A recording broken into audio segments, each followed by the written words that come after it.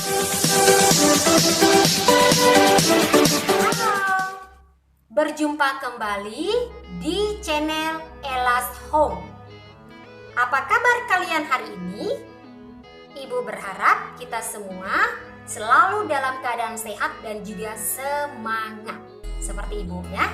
Baik, pada minggu lalu materi kita telah kita bahas adalah menggambar flora, fauna, dan juga alam benda. Dan materi kali ini yang akan kita bahas adalah menggambar ragam hias. Begitu. Tunggu. Sebelum kalian ibu kasih materi lebih dalam dan lebih lanjut, ibu ingatkan untuk kalian yang belum mensubscribe, tolong disubscribe dulu, klik tanda lonceng sehingga saat materi baru terunggah atau terupload, kalian bisa mengetahui ada ilmu pengetahuan baru yang bisa kalian simak begitu. Dan juga supaya channel ini bisa berkembang, tidak hanya untuk diri kita saja, melainkan juga untuk orang banyak. Itu saja tujuannya. Terima kasih. Baik, tadi ibu sudah katakan menggambar ragam hias. Apa itu?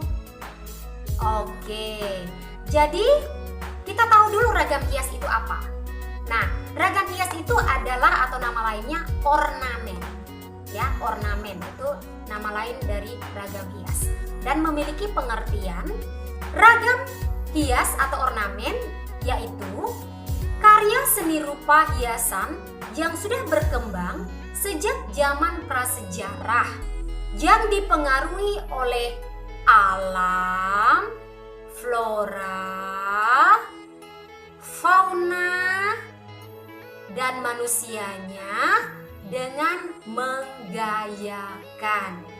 Jadi, ibu sekali lagi ulangi, ragam hias atau ornamen yaitu karya seni rupa hiasan yang sudah berkembang sejak zaman prasejarah yang dipengaruhi oleh alam, flora, fauna, serta manusianya dengan menggayakan.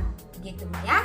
Baik, untuk motif ragam hias sendiri itu tadi udah ada 4 ya. Tadi sama dengan yang mempengaruhi ya, ada 4. Baik, ragam hias yang pertama adalah flora atau vegetal. Apa pengertiannya atau apa sih ragam hias flora? Nah, ragam hias flora yaitu menggambar satu jenis tumbuhan yang digayakan. Menggambar satu jenis tumbuhan yang digayakan. Dan karya-karya seni yang bisa kita jumpai untuk motif-motif flora adalah batik, kemudian ada kain tenun, ada kain sulam, dan juga ada bordir serta pada ukiran. Nah, itu karya-karya seni yang biasa kita jumpai ada motif floranya begitu. Baik, untuk contoh gambar ibu sajikan ada 3 seperti ini ya. Oke. Baik, lanjut. Yang kedua, kalau tadi ada flora, maka ada juga fauna atau hewan. Ragam hias fauna, ragam hias ini dibuat berdasarkan berbagai jenis binatang. Ya, jadi yang fauna tadi adalah dari berbagai jenis binatang. Nah, contoh ragam hias fauna seperti ini. Ya, seperti itu.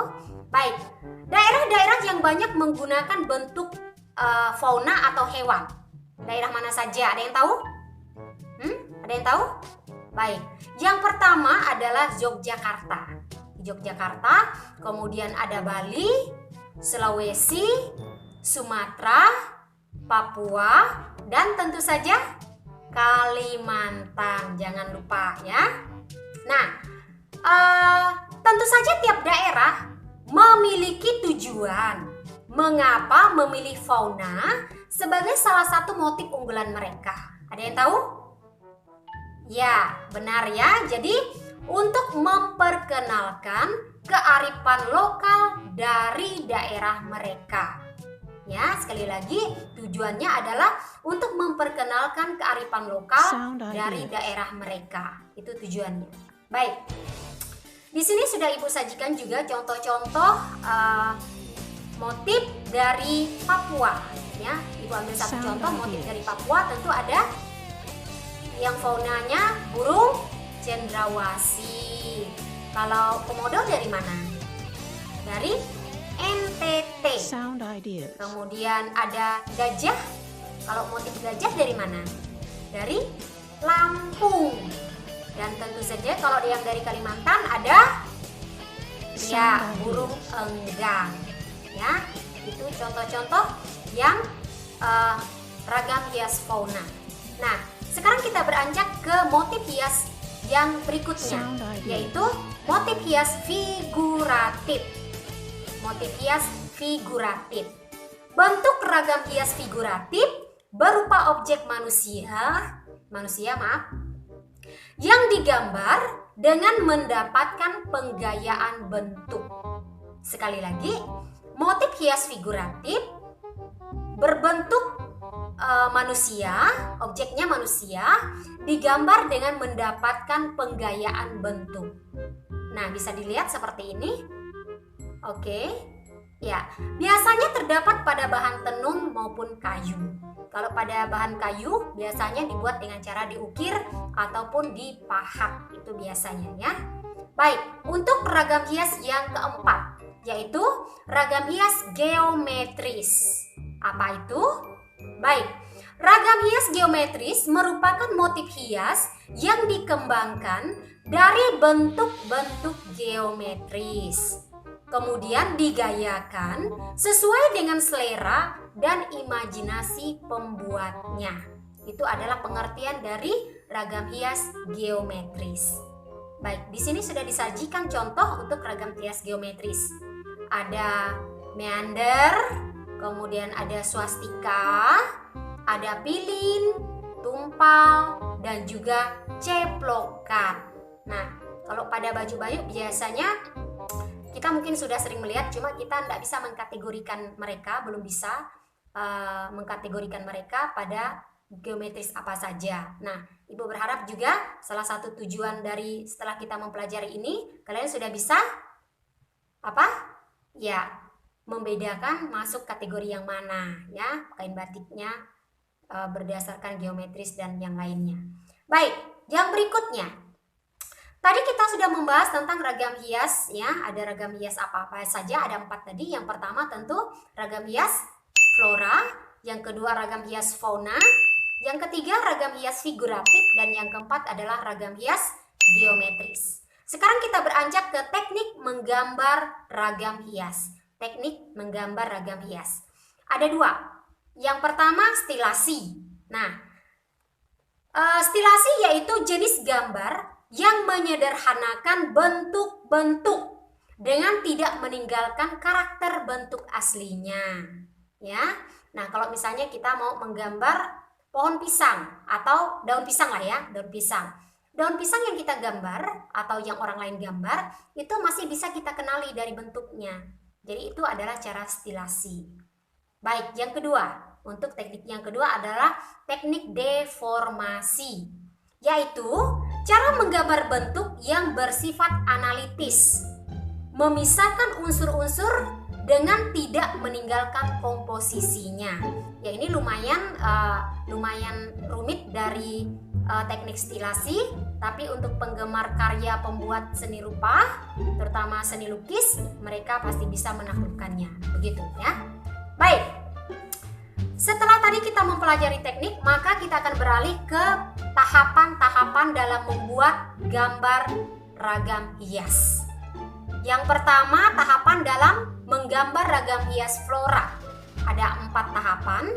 Yang pertama, menentukan objek yang akan digambar. Menentukan objek yang akan digambar, itu yang pertama. Kemudian yang kedua, membuat pola ragam hias yang akan digambar. Polanya. Yang ketiga, menentukan letak objek pada pola dasar yang telah ditentukan dan menambahkan ornamen atau hiasan pada gambar objek tersebut. Kemudian yang keempat, mewarnai gambar hias tersebut. Begitu. Nah, Ini sudah ada Ibu sajikan contohnya. Baik, yang berikutnya menggambar ragam hias fauna. Apa saja langkahnya? Yang pertama, menentukan jenis fauna yang akan dibuat ragam hiasnya. Kemudian yang kedua, membuat pola gambar ragam hiasnya. Dan yang ketiga, memberi warna pada hasil gambar ragam hiasnya. Ini ada contoh juga? Ya. Baik, yang ketiga, menggambar ragam hias figuratif. Motif hias figuratif bentuk manusia sering ditampilkan dalam bentuk utuh seluruh tubuh. Namun, ada juga beberapa bagian tubuh manusia yang bisa dibuat ragam hiasnya. Seperti di bagian kepala, terutama wajah, ya, sering menjadi objek gambar hias yang berupa apa? Ada yang tahu? Topeng. Jadi bagian tubuh saja itu juga bisa. Contohnya adalah topeng yang dibuat dari wajah, begitu ya. Nah, ragam hias bentuk manusia ini biasanya mengalami perubahan bentuk, baik dengan cara disederhanakan maupun dilebih-lebihkan, gitu ya. Oke, sejauh ini Ibu harap kita bisa mengikuti dan juga mengerti. Lanjut ke yang terakhir, langkah yang terakhir. Menggambar ragam hias geometris. Ragam hias geometris merupakan motif hias yang dikembangkan dari bentuk-bentuk geometri. Contoh yang bentuk-bentuk geometri biasanya apa? Biasanya pada matematika kalian jumpai ini. Apa saja? Ya, ada segi 3, ada segi 4, dan juga ada lingkaran. Ya. Nah, adapun langkah-langkah menggambar geometris, yang pertama, menentukan ragam hias yang akan digambar. Itu yang pertama. Yang keduanya, membuat pola bidang gambar geometris. Yang ketiga, membuat ukuran pola dari setiap bidang yang akan digambar. Yang keempat, membuat gambar geometris. Dan yang kelima, tentu saja, memberi warna pada hasil ragam hiasnya. Nah, itu semua adalah langkah-langkah atau tahapan dalam menggambar berbagai macam ragam hias. Nah, anak-anak, untuk materi menggambar ragam hias hari ini sudah selesai. Terima kasih telah mengikuti, dan Ibu berharap bisa dimengerti. Kalau ada pertanyaan boleh juga di kolom komentar atau menjawab via kalau misalnya siswa Ibu bisa juga lewat classroom, juga bisa bertanya di forum supaya kawan-kawan lain juga bisa membaca. Baik, demikian ya pembelajaran hari ini. Tetap semangat, tetap ceria, dan juga salam sehat. Dadah.